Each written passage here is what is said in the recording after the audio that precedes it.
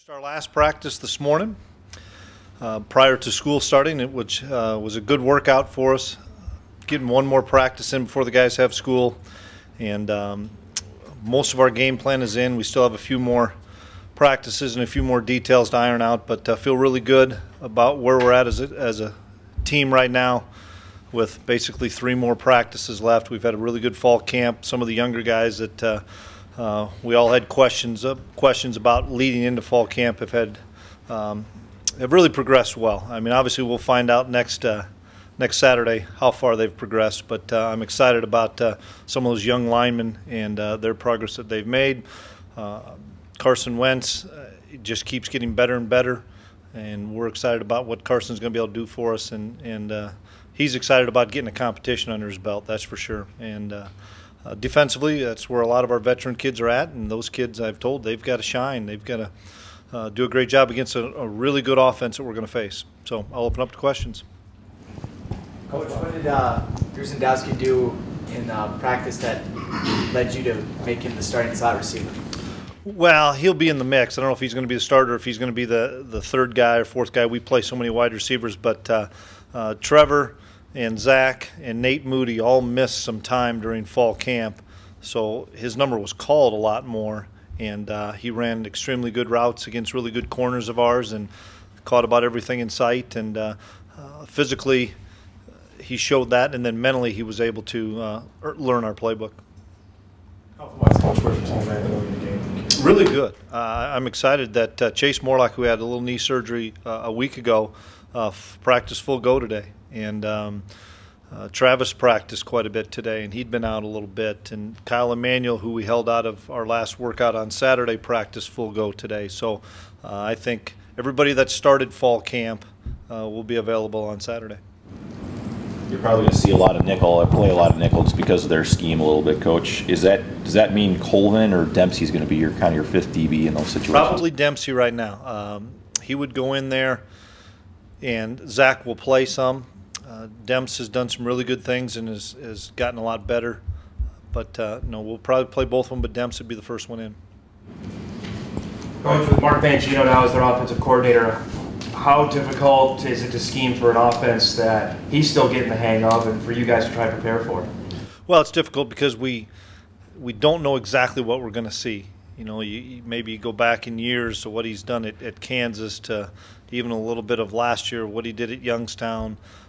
That's where we're not quite sure. We've got to hope. We've got a lot of veteran kids on defense that have seen an awful lot of offenses throughout the last 3 years, and we've got to be able to adapt and adjust. But I know this: he's had tremendous offenses wherever he's gone, and they've put a lot of points on the board and put a lot of yards up there. So we'll have our hands full trying to slow him down. Is E.J. Bibbs the key to their offense? Well, he's one of them.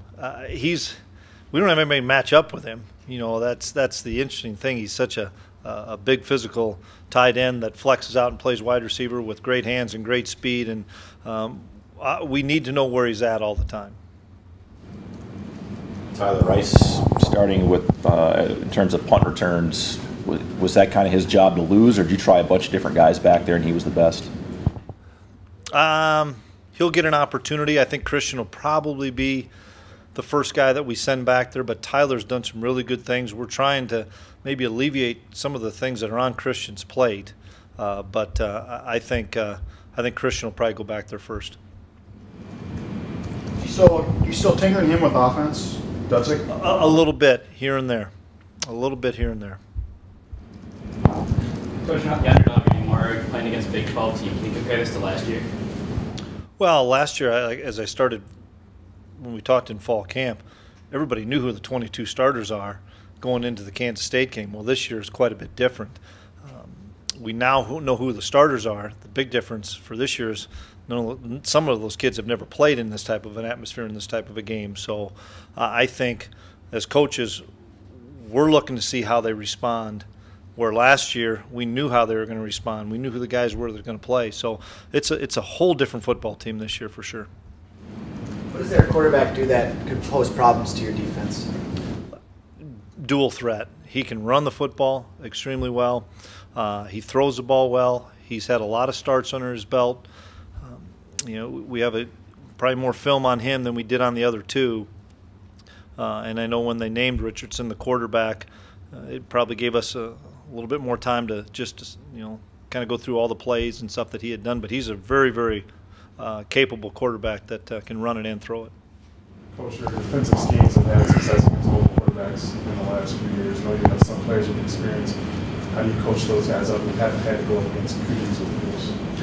Well, you try to put them in some of those scenarios and situations in practice, but until the lights go on, you're not quite sure how some of them are going to react. And I'll know better as we get into that third or fourth series into the game how these guys are responding. But you hope that they've learned from the guy in front of them, learned from the film they've watched. But there's nothing like going on there when the lights are on. We can simulate some things in practice, but not game-like. So I'm interested on Saturday to see how some of these young guys pan out. How would you grade your offensive line right now? We're further along than I thought we would be. And a couple of key guys have really stepped up. Jeremy Kelly, who came in as a backup, really elevated his game and has become a guy that we're going to count on. Austin Kunert has come into camp and really done a nice job and understood our offense, and he's another guy that we're gonna count on. We'll probably play, I would say, 7 linemen, maybe 8, but those 2 guys were really the unknown guys coming into fall camp that have really done a nice job. How important of a role, it's an obvious question, but how important of a role are they going to play, the offensive line, because of the history of NDSU beating these bigger schools is to control the ball, keep their team off the field? No question. The recipe's got to stay the same. We've got to be able to, especially against an explosive offense like Iowa State has, we've got to be able to keep our offense on the field. We've got to be able to run the football. We've got to be able to play pitch and catch a little bit. We've got to be able to complete the easy passes if we have the opportunity, but we've got to be able to get ourselves in some 3rd and 1 and 2 rather than 3rd and 7 and 8 so that we can, get them in a 50-50 down where we have the ability to run or pass. But we must control the line of scrimmage, and that's going to be tough against, I think, a pretty good Big 12 defense.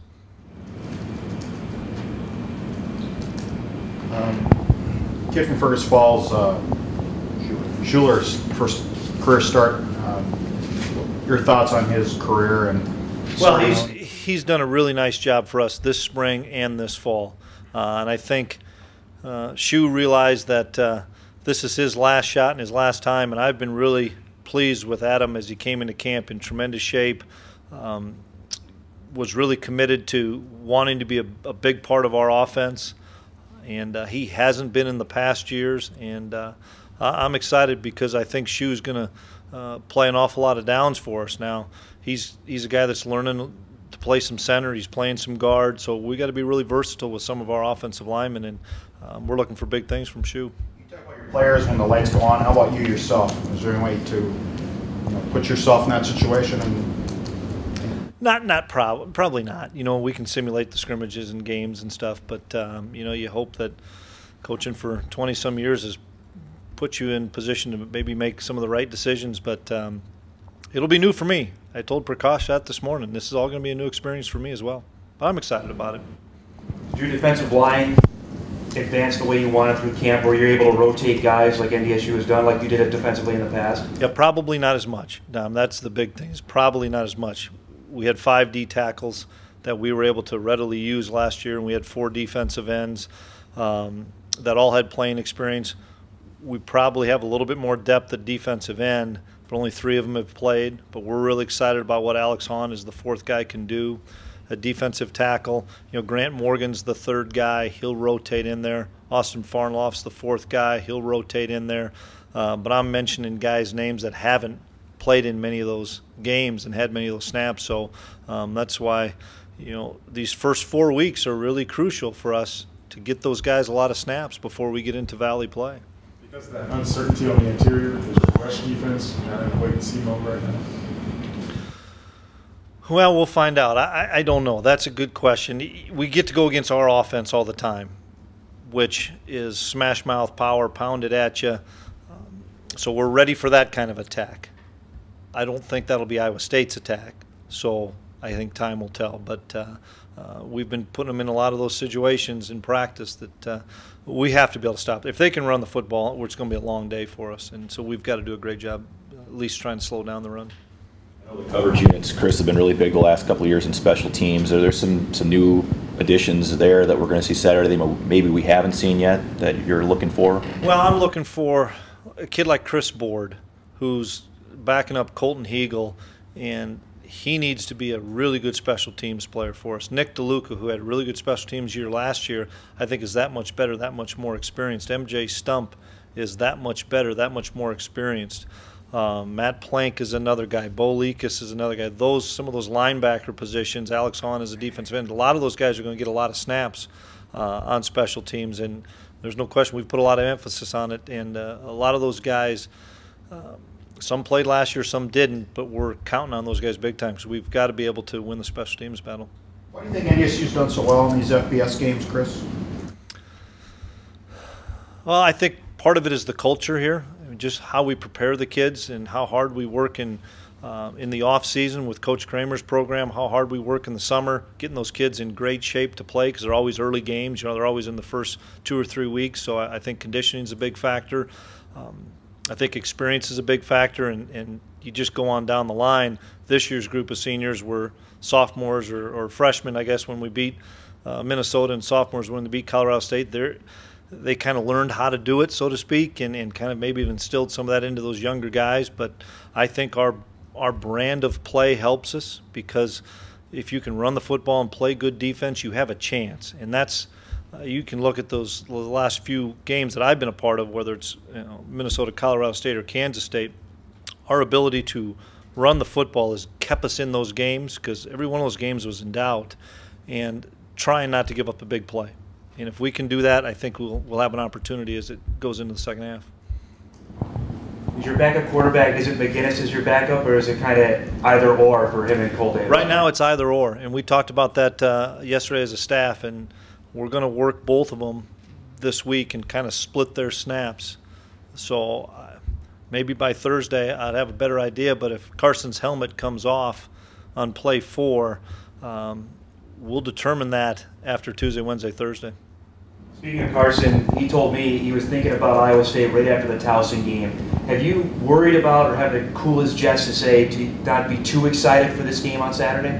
He's a pretty grounded kid. He's an emotional kid, but he's grounded. And I think I've talked to him. He's going to have to make some plays for us, but he's not going to have to make every play for us. We've got guys like Crockett and Vra and Vodelin and Trevor. Those guys got to be playmakers as well. So he's got to do his part, no question.